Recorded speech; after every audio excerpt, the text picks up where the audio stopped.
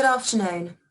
I'm Julia Coakley, Head of Operations, and on behalf of the MGAA, I'd like to welcome you to our webinar this afternoon, which is being hosted by Charles Taylor. Before I hand over to Aaron Sahota to make his introductions and that of the panel, I'd like to run through a few housekeeping points. Please ensure that your microphone and your camera is off. If you'd like to ask a question, which will be answered by the panel, please use the chat button at the bottom of your screen. If we run out of time and don't have an opportunity to put your question to our speakers, our presenters will be happy to pick up these post-event. This presentation is accredited for CPD points. It's relevant to your ongoing professional development programme, and the video will be available on our website and uploaded to our YouTube channel. Please take time to respond to our feedback survey, which will be issued after this presentation. This will enable us to deliver the best quality events to our membership. And finally, the winner of the prize draw for a £50 Amazon voucher for a question submitted pre-market briefing will be announced at the end of the Q&A session. So without further ado, Aaron, it's over to you. Thanks, Julia. Great to be with you all today, and thank you all for joining. So just by way of introduction, as Julia said, I'm Aaron Sahota, and I'm one of the sales and account managers at Charles Taylor InsurTech. My role there is predominantly to manage the relationships between our key accounts and help deliver tech change across these businesses. And this does include working with MGAs across the London market. And then for those that have not heard of Charles Taylor InsurTech before, we are part of the Charles Taylor Group, and we specialize in delivering tech across the insurance industry. So we work with a number of clients, whether that be insurers, brokers, reinsurers, or MGAs. And we also work closely with Lloyd's as the market provider of their DDM platform. So that's a very quick overview of me and CTI. So my role today will just be to pose the questions to our lovely panel here, and I'll ensure we're running on time. So without further ado, I'm just going to get the panel to introduce themselves, and then I'll do a quick overview of what we're talking about today. So Ollie, do you want to start? Yeah, great. Thanks, Aaron. Good afternoon, everybody. My name's Ollie Venables. I'm the Strategic Client Solutions Director at CTI. And my main role is trying to help people with their business outcomes. That can come in the form of new technology. It could be process. It could be people. And it's trying to align the demands of the business to potentially solution offerings that we have. We have a number of products in the organisation and a number of solutions and services that we can talk to, and we can often act as a sounding board for a number of the clients that we have and any potential future prospects. So when we have those situations, I'm usually the person who gets called in to have those kind of conversations. Perfect. Cheers, Ollie. Gary, do you want to go next? Yeah, hi everybody. I head up the outsourcing side of Charles Taylor in the Charles Taylor Insurance Services. Head up the broker and underwriting service at the team, which includes the outsourcing requirements and supporting insurers, brokers, MGAs, and indeed working closely with technology to produce a smoother process and delivery to the capacity providers for MGAs in particular. That's my cue, I guess. Hi everyone, it's Waleed Sarwar here. I head up Kofi Analytics, which is a partner company to Charles Taylor, and we are a technology company that's helping MGAs achieve operational efficiency, and we do that by changing the way they instruct, measure, and monitor business activities.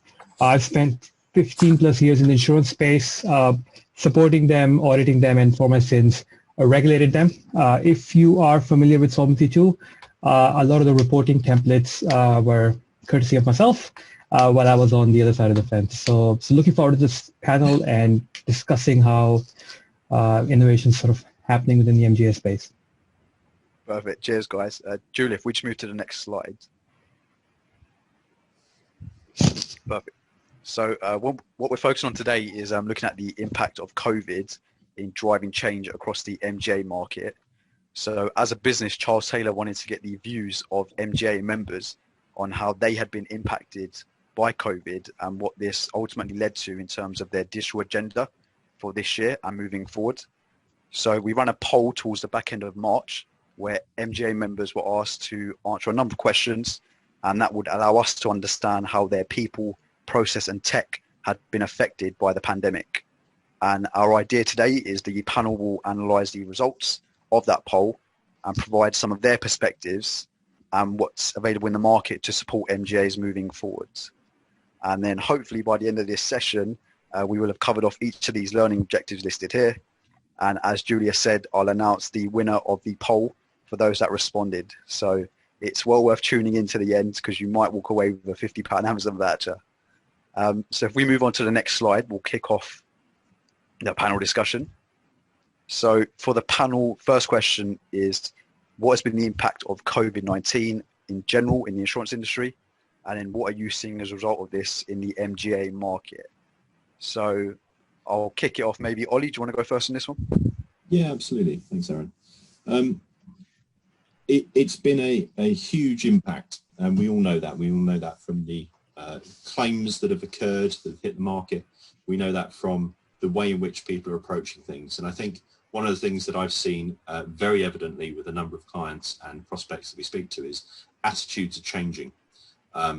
Tech can be there to support the business process where previously it has been seen as the evil twin, the remover of the face-to-face discussion, the automatic rating eclipsing the experience and understanding of market professionals. And in fact, it's an enabler. And when people see it as such, they don't now see it as a threat. They see it as something to help support and continue the business they're trying to do. It was really interesting to see when reviewing the poll answers that did people feel that COVID had accelerated their technical outlook? But in fact, a lot of people said no, they didn't feel it accelerated it. And that was really interesting because I think if we asked that question 5 years ago, we would have had an incredibly different response. We know that the technology trends that we have now are driving more and more remoteness to most aspects and facets of our lives, both at work and at home. And remote working through things like Teams and Zoom, as we are today, 5 years ago, people wouldn't have had the bandwidth. They wouldn't be used to this kind of 2D world that we now find ourselves in. And that human interaction, or the loss of human interaction, would have been felt far more. But because we as a market and as a collective in the insurance industry are acceptable to change as long as we can see the benefit to it, I think it's put us in a surprisingly good situation. The big change factors tend not to be something that you're expecting. It tends to be a step.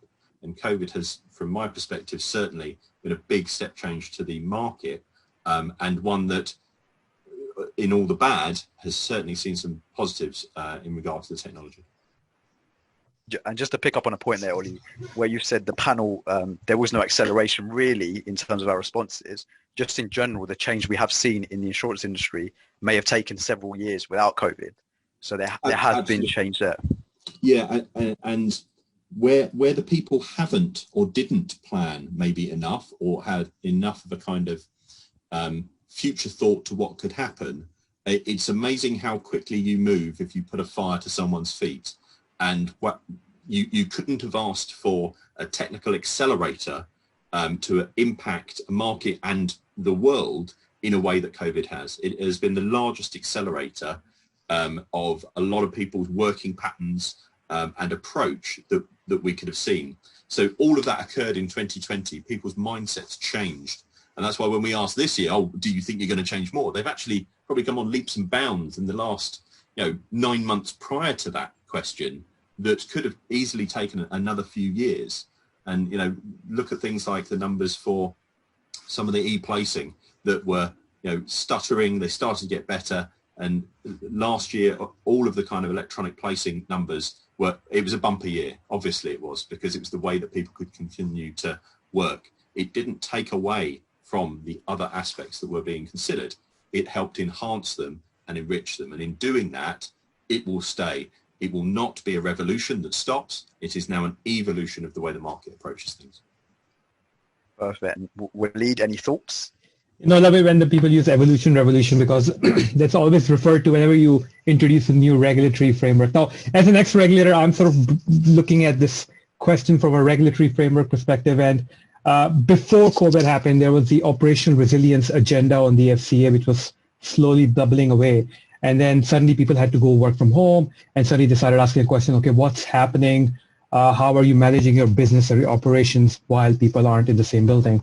So one of the things we are seeing quite a lot in the MGA space is now a lot of people are looking for op risk framework, op risk managers to put some structure around how they manage their operations. Now it goes slightly beyond just the technology, but also how you use the technology in parallel to your processes. So if you go on LinkedIn and search for op risk manager, you see a ton of roles that people are looking for.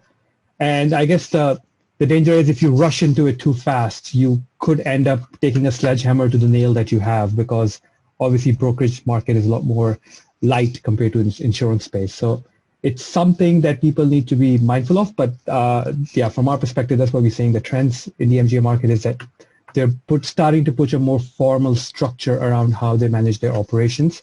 And then obviously technology plays a role in that. Perfect. And Gary, any thoughts? Yeah, the MGAs in particular, they come in all different sizes, and I think that the COVID aspect of things did impact some of the smaller MGAs initially, purely and simply because they just weren't geared up for it. But the larger MGAs, a large proportion of them are actually doing all the digitalisation and everything already. I think that the biggest impact and change is actually probably in the London market, where the smaller MGA stroke cover holder has had to work from home, had to dealing with retail, the whole chain of customer to retail to wholesale, through to their own carriers, and actually trying to provide a consistent reporting system. And what we've found actually is that certainly carriers in particular have had time to reflect on what they're expecting from their MGAs, how they can actually improve that, and what is the reports, what do they look like at the moment. And obviously it is, the talk of the day at the moment is obviously consistent data, but the consistent data starts from the entry input at the front end, and that's where obviously the technology can be driven to get that consistent data. But when you've got so many parties that it goes through to get to the carrier, and then even onto their own reinsurers, it's getting that consistency is going to be difficult. But London is certainly moving much faster than it ever has. I remember the revolutions of the 1980s, and most of that was what pubs are they going to talk in? It's now moved, working from home. We miss London though, don't we? So it is a revolution, but you have to also be wary of exactly where it's going to take everybody, because there needs to be staffing and mentoring and everything to bring the next generation through, and obviously technology is off the back of that as well. Just to pick up there on talk about capacity providers, I think there's been a number of panel discussions of late which have talked about capacity providers coming a bit more selective in the MGAs they deal with, and it's put a bit more pressure on MGAs to show the value they're going to bring to the market, and harnessing tech has been one key item on their agenda to show that. So I think there, as you guys have alluded to, there is a bit of a push there.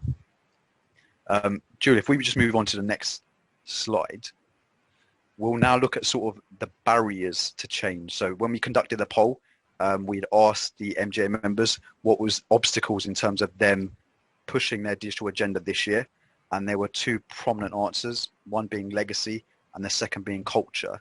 And I don't think there's any real surprise there. So it'd be interesting to hear your thoughts on how potentially these guys could overcome the challenges associated to this. So I might come to you, Waleed, first on this one.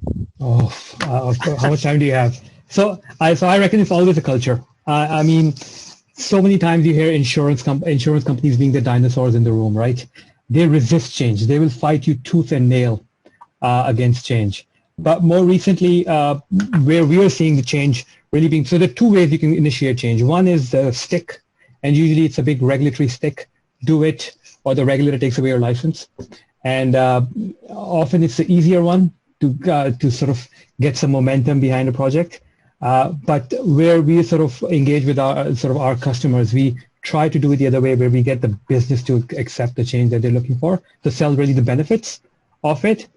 So yeah, I guess the COVID, if you consider the sequencing, COVID happened, people started working from home, regulator woke up saying, what's going on, how are we going to keep on top of everything? And ultimately it was a regulatory stick that was driving it.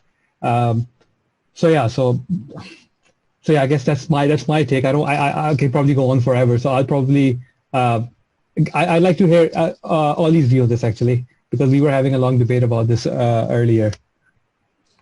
It's change is the only constant, right? It's merely the speed and pace of it that ever actually changes. Because when you look at change, and whether that be on legacy, or you look at change culturally, so the way you work or the approach that you have or the processes you're following, what's the cost of not changing? And obviously regulatory, I love regulatory change because it means I don't have to justify it. It means I can make a boogeyman of the regulator and say, well, they said you should have this data and therefore you have to have it. But hey, our part in the process, it should never be selling solutions, because the solution, if it has been generated correctly from a business outcome that you are driving forward that can easily be seen, culturally, you need to get to the point where people go, I can see how my business is going to benefit from this, so I want it. If you're ever in the situation where you're trying to prove out tech should change it's a different conversation, a different question that needs to be answered. When you then look at that, if we then talk about legacy, I spoke to a client last week who was musing, do they need to replace their policy admin system? And I simply said, why would you? Well, we need to do something. Okay. But what is the value of replacing a core system with another core system? Because the cost of that will run hundreds of thousands, if not into millions, and it will take you anywhere from a year to 3 years to do that. And the business value generated is what usually affects the cultural inertia, because people go, well, I can't change anything. And what we spend a lot of time doing is actually don't boil the ocean, don't do the big bang, don't do the heart surgery of your company. Look at the bits and aspects that you need to address. Be aware of the legacy, because that is a big barrier. Be aware of the culture, of how things are going to be driven. Are you looking at health or wealth of the organization? Are you trying to increase the size of money coming in, or are you trying to reduce the money going out? That's the kind of health and wealth aspect. Once you can address that, you can then start talking about digital transformation. Capturing something on a screen as opposed to someone writing it down is only a benefit if the benefit is easy to see. And when you do that, that's how you smash through barriers, because the barriers become less and less and less. I have no more reason to say why we shouldn't, and therefore we should. And if you can do that, you don't then go out there selling solutions, because any technical suppliers who are selling out solutions have not proved to the business why they should be having it. And if you can do it that way around, people are buying, you're not selling. And that's the difference between, I think Charles Taylor and Covey, our approach is prove that out first, and then the sales process is a buying process, and that's very different. Sorry, can I just jump in here? So I personally do not like the word legacy, because I think between the three of us, if we try to define it, we get with 5 different definitions. Yeah. The pace at which the technology is changing, things could be legacy or outdated in 3 months. So to your point, Ollie, it's not about is it legacy or not, let's change it. It's more like, is it fit for purpose or not? And then it's not about the technology being, it's about the process that supports it, that's supported by the technology. Is the process fit for purpose? And then you look for change to help deliver the process. So I'm not a big fan of the word legacy, but yeah, I just thought I'd throw it out there. Stir some of it. Sorry, Gary, sorry, I interrupted you. Well, it's how you define legacy, I suppose. But the you know, having worked in runoff, which is dealing with legacy books, it's very much legacy, long tail, and there's huge amounts of that in the MGA space as well. So you've got, I think that every MGA, as I say, is different, and so you've got to look at what your long-term goals are, your short-term goal and your medium-term goals, where you want to be, because ultimately the investment into the future is, you know, in 3 years' time, if you bought a big policy admin system from Ollie that he was selling, and you get taken over by a much larger MGA who's got a much better policy admin system, you know, generally, could you have got by on the old one and still been sold? Probably. You got to try and drive your revenue. You know, the goal must be to try and drive the revenue with a system, and the system itself doesn't necessarily have to be shiny and new. It can be, you know, added to. There's lots of ways of adding digitalisation to policy admin systems these days, and they can be creaking at the seams, but ultimately there are avenues that you can explore. There's also, you know, dealing with legacy, you know, there are outsourced providers that can then manage quite well, you know, look at the old reports, deal with some of the cleansing that's required, and actually make the legacy a lot cleaner. And also then you can concentrate on the future rather than the legacy of the past. But generally, you know, what Ollie's saying is right. You've just got to get to. You need to understand where you want to get to first. The process you currently do, and is it really required? What you're asking for? I think some people look for change's sake, when in fact they actually don't need the change. They just need a bit more direction. Can I share an analogy here? Just I'll stop talking after this. It's a bit like when you have CGI in movies. You have CGI to support the story. So one of the best movies with CGI is Forrest Gump. There's a lot of CGI, but you don't see it. You see the story. And the other side of this is Batman versus Superman.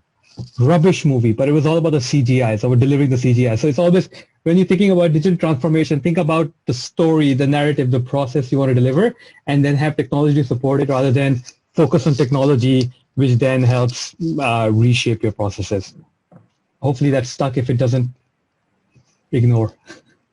Cheers, Wally. It sounds like you're passionate about this topic, so thanks very much. Him not liking Batman versus Superman. I think there's also another thing to think about is certainly that many MGAs are actually appointed representatives of principals, and actually it's the principal that on the certainly on the compliance and regulatory side of things that might need to look at how they're managing that and how they can actually streamline the processes when they're managing several MGAs. You know, rather than have several systems and they're all reported into that one principle in a different format, let's try and streamline that format for those principles. I suppose that there has been quite a big trend for mergers and acquisitions over the last 12 months. So it is compiling to the issue of legacy. So yeah, some very interesting points here that you guys have made. If we just move on to the next question, Julia. So the next question focuses on the drivers of change plans and budget for 2021 and moving forward. Again, there were two clear standouts from the poll. So this was customer experience and governance and compliance. I want to start with Waleed here, just because you work for a business that focuses on risk and compliance. So is there anything in particular you're seeing from a regulatory perspective that might be driving this need?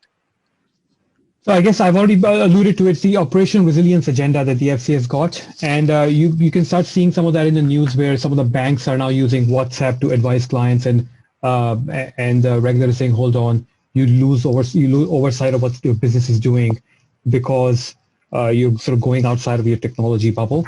But yeah, from a governance perspective, the operational resilience agenda and therefore the need for setting up a more formal approach to managing op risk is what's really in front of mind for a lot of companies. And when it comes to user experience, a lot of people think it's the WYSIWYG UI UX that's in their app or the website, but actually it's the fact that firms have to wait companies or even the individuals have to wait 2-3 days before their policies go live, or the claims experience got a lot of friction points that you have to wait 3 months before your sort of burst boiler gets fixed. So people again have to think from a customer outcome perspective. If you get that right, it doesn't matter what the regulation says, because ultimately regulators care about two things. One is treating customers fairly from an SCA perspective, and then the balance sheet stability, because ultimately an insurance product is a promise. You're selling a promise today for £100 that if something goes wrong, I'll pay for it. What they don't want is for you to then go and spend it on the horses to make 200, and you say, oops, we've actually run out. That's where the capital requirement piece comes in. So yeah, if you think customer first from an end-to-end perspective, from user experience, not just UI UX, then that should be covered. And then Ollie, Gary, from a customer experience perspective, what do you think's driving that in the market? Why do you think that's so important now? I think I was gonna mirror and then turn what Waleed said, because yeah, I mean, people do care about how long something is, and you know, if you've ever had a claim, how good is your insurance company? Well, I had a claim, they paid it out in a day. They're brilliant, because that's the point of customer experience with an insurance company, right? When you need them, not how good was it. But then I'm going to flip that and say, we are now all consumers of tech.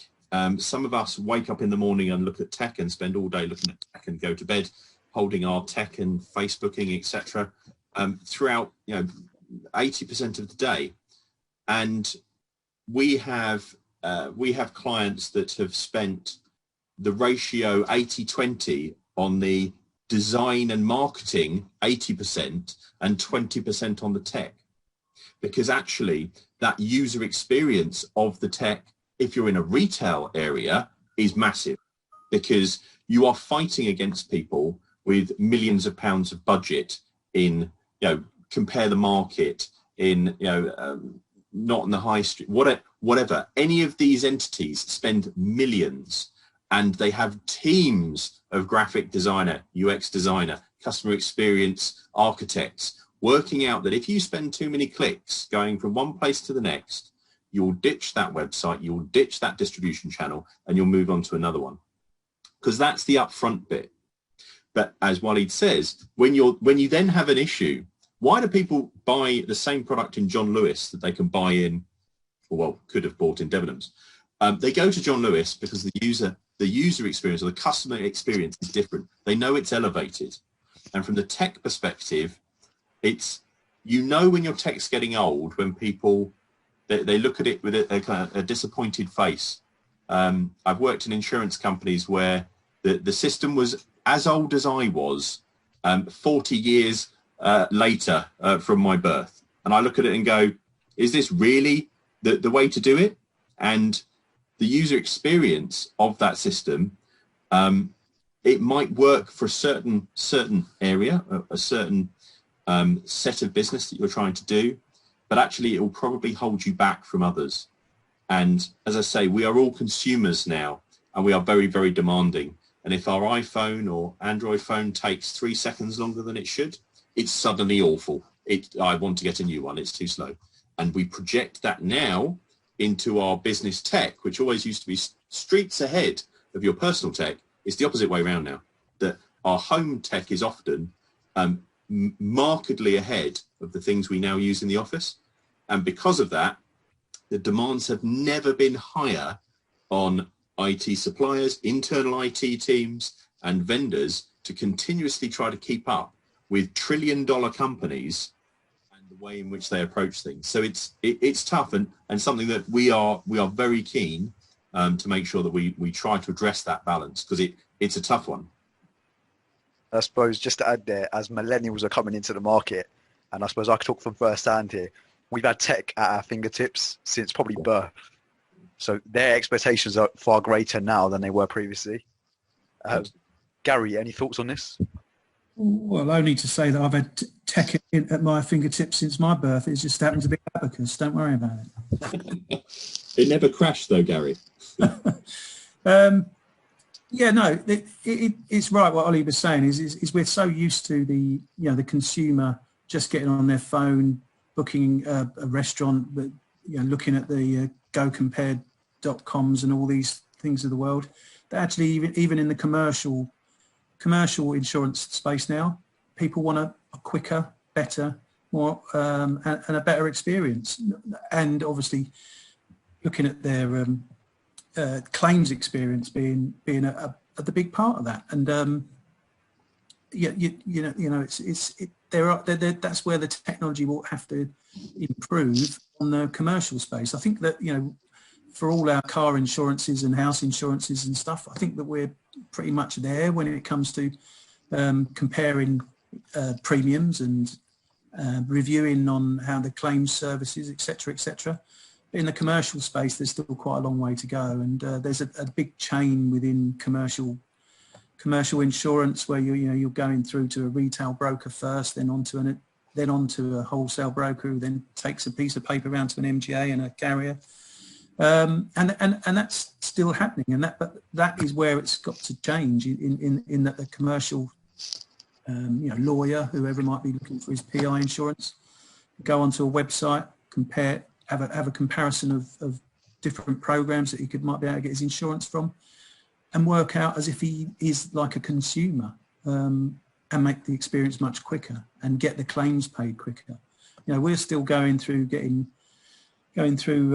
subscription markets ultimately with the carriers in subscription and London markets, still sending bits of paper through to central settlements, taking at least a week to get the claim paid, when you should be able to get a claim paid within 24 hours at the very latest. And so that's where the consistent data that the likes of Accord and SQL will be working through to see how they can improve that through the chain, because the consistent data starts at the beginning where the lawyer's putting in the information that then stays that consistent all the way through, and without no rekeying and all the stuff that goes behind it. So that's my view anyway. Perfect. Thanks, guys. Just moving on to the next question now, looking at time. Julia, if we just pop to the next one. So we're now looking at the implications of change and why businesses should look at changing, and then the business benefits. So I suppose just to you guys, how can MGAs leverage data and tech to future-proof their business? And then as a second point, what are the implications of being the first to change versus being the last to change? So any of you guys can take it up if you want. I don't want to go to Waleed first again because I've gone to him multiple times. Maybe I'll go to Ollie first. Yeah, I mean, sadly, I really like data. I use it all the time. I use it at work. I use it at home. I look at the news reports of a stat of something, and I'm not satisfied. I always need to know more. I need to know the context. I need to know the 3-year average before I decide I am outraged or not. And I think knowing your data and the worth of it is the critical part, because there are more data items being captured now than ever. I think it was 2018, data became the most valuable resource on the planet, overtaking oil, because in the data you have value. But data does not intrinsically mean value if you don't understand what it is, why it's important, the quality of the data that you have, because it's very, very simple to draw the wrong comparison and the wrong ideas if you do not assess correctly the data you have and its use and worth. And I think that's something that a lot of people fall into this. We had a project many years ago where the request for what data items want to be captured, and the requirement was all of them. And I pressed a couple of times as sensible to do so. But what are you going to do with this data? I don't know. I might need to use it in the future. Now, if any of you have had that conversation, beware, because that means you are undoubtedly not seeing on the worth of that data, not focusing on how that's actually going to help you. It's too scattergun.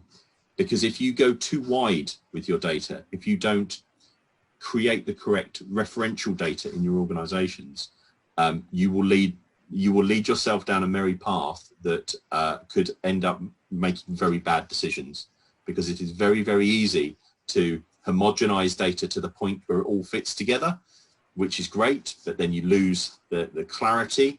Vice versa, if you try to do something to the nth degree, nothing will compare with each other. So the balance of those two things is really important, and the tech will only help you accelerate to a good or bad decision based on the approach you're taking. So I think that that's something that is, the data is a blessing and a curse. It will give you the information. It will reveal potential answers to you, but it will certainly trick you if you don't take into account that it is something that can go in more than one direction. It depends on the approach you've taken. Paralysis by analysis, effectively. Absolutely. Yeah, I think so I've seen a lot of projects where they create data lakes. And the one way to alienate businesses, say we have a data lake. It sounds very daunting. Come and have a look. It's like, no chance. I don't swim. I think the first step before data can be leveraged, because data is like soil. You can do anything with it. You can grow a tomato plant, avocados if you're in that. It's the insight, and the insight comes from the coal face, the people in the front line who want to extract. So step one before you even go down the data technology route is just to make available a simple menu of these are the data attributes that we have in the business and which systems there. So if you walk into any business or anyone who's on this call, just ask yourself this question: do you know how many systems you have in the business? And beyond your email and maybe the claim system or policy admin system that you interact with, you wouldn't know what other systems are available. And the second question is, do you know what data lives in them? And again, beyond the 2 data points that you've been interacting with, or a dozen handful, you wouldn't know. So for us, I mean, we just tell everyone just have a simple list. It doesn't have to be extremely complicated. In Excel, systems on the top, and just list down the data attributes you have in them. That's a really good start, because then you can start sharing them in a cheat sheet, and the business can say, okay, I need this and this. Well, I can hear myself. But yeah, anyway, so I guess if there was one thing you want, the step one on leveraging data is just to build a menu so people can pick from and start extracting insight. Gary, any thoughts? Yeah,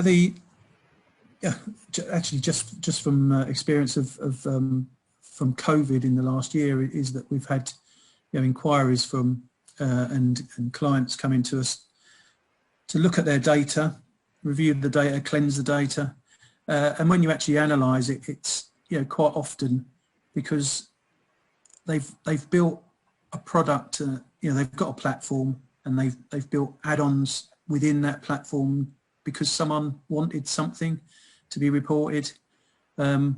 One person, that person's probably not even there anymore, and the drop-down boxes get larger and larger, and actually mistakes occur. When there's so much manual intervention still, mistakes occur. The wrong coding's put in, and when you're trying to get a report out to see out what your COVID coded claims are and what the reserves are, etc., and all the reports that come off that, is it accurate? No, it's not, because there's always within a drop-down something called miscellaneous or something called other. And what does it mean? But people need to get the policy in the system. It makes it clear, it's off their desk, and it's there. It's only when you're trying to get reports out the back end with something extremely important like COVID that you realise actually there's a lot of cleansing that needs to be done. And I think that people need to look at what they've got. I think that some people will look for change's sake, when actually you're probably better off having a look to clean things up first, analyse your processes, what data you actually want to see, how the reports are, and talk to your, the likes of your reinsurers, exactly what are they expecting to see from you, because ultimately we go back to the consistency again, and the inconsistency of data has driven major errors in the insurance markets, and it will continue to do so until there's a much more consistent data flow of and the collection of premiums, the payment of claims, and everything can be easily managed through a data that is input one end is exactly the same data at the other end. Mm-hmm. Yeah, and I think that the point on data is that if you're in the insurance sphere, you're a data company. I mean, all you have is data. You're not producing widgets, tables, chairs, whatever. You're looking at the data, and that consistency and approach is the thing that. How can you future-proof that then? And that's the kind of the second element. You can't future-proof anything. That's not possible. So let's throw that idea away. You can have future consideration though. So if you put your head down and drive at a particular thing and do not look at your 1, 3, 5 year plan, you can certainly give yourself more issue.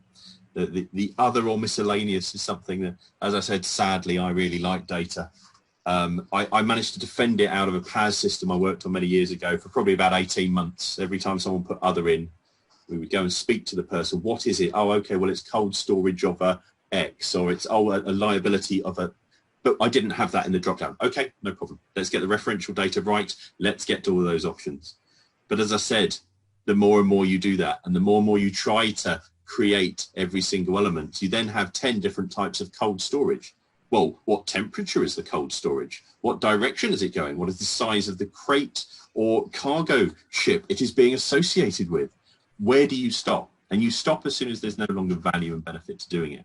Mm-hmm. And proofing is trying to do that. You're trying to say, how am I going to be able to use this for the next X period of time? But we've already mentioned today, the pace of change in technology is so fast that, look at the CGI as what he'd said from a film from 20 years ago, 15 years ago, 2 years ago, and now. The pace of change will outstrip your ability to future-proof it. So don't try and future-proof it. Just be aware. Go into it eyes wide open. Allow yourself the flexibility and option when you're looking at something. Don't assume now is how you're going to be. Don't build for now. Build for what you will become. That needs to involve the consideration of what you're doing now. You don't build now. And a lot of people, well, especially when they're doing replacement projects, well, this is the way my system does it, so I want the new system to do that. And it will hark back to my, where is the value in changing one of your core systems? Because people think that that's the way forward. And actually, it's a wonderful opportunity when you're looking to make change or future-proof something, is to jettison a lot of that's the way we did it and revalidate, should I be doing that? And that will help drive you to future considerations rather than future proofing. Eyes Wide Open, was that another movie reference or? Oh yeah, it's a very naughty movie. Full of them today. Yeah, it's a very naughty movie, but anyways. Perfect, cheers guys. Just before we move on to our final question, if the audience want to raise any questions for post end of the event, so for our Q&A, please feel free to do so now, and I will raise them. Julia, if we just move on to the final slide. So for our final question, we are looking at the effects of delivering change. So how can businesses go about delivering change, and what is available in the market to support MGAs? So Gary, if I come to you first on this one. Yeah, I think that I'll go back to you got to make sure that you need the change. What change do you think you need, and then maybe analyse what where do you want to be in 2 years, 3 years, 5 years, 10 years. The large amount of M&As have been happening over the last 24 months. They'll continue to do so. The opportunities are out there, and to be honest, if you try and change too much when you're, and invest too much now, I think that you've got to be very careful what you're investing in, because it might not fit in with the goal of where you think you should be. There's a hard market out there at the moment as well, so you've got to be very careful, and you've got to be diligent in in your approach to everything you do over the coming couple of years. The change is happening. It is happening fast, but you've got to make sure that it is the change that will benefit you rather than benefit someone else. So the existing systems, as Ollie said, that might be the best option is actually keep what you've got and just add a little bit to it, a tweak to it that actually will improve it. Increase and improve reporting for where you need to be in the next 3 years, and then after that you can realign your thoughts again to see exactly where you want to be the next 3 years. And then Ollie, do you want to pick up anything on that? Just as Gary kind of indicates, change in tech can be strategic or tactical. Often, I'm sure there'll be wry smiles. The tactical solution then becomes the strategic because you don't then actually do something after it. And I think we've all seen that in a great number of places. But sometimes you need a tactical solution to take you far enough along with what you have, as long as you're going to the strategy. And if you can't tie it to a strategy, your business strategy, your department strategy, your team strategy, then you do the 5 whys of Ernst & Young. Why are we doing? Why? This is the reason I'm doing that. Okay. So if you can sit there and evaluate what the company is trying to do, and then, as I say, what your division and what your department, what your team, and it all draws up to those higher elements, you're able to then look at the change in that kind of strategic function. And if you do tactical steps, which is often required, make sure the tactical step is taking you honestly to where you want to go strategically. Because otherwise what you'll have is a great many systems and change occur in your organizations that were only ever supposed to be the stopgap, but something has taken you away from your strategic goal.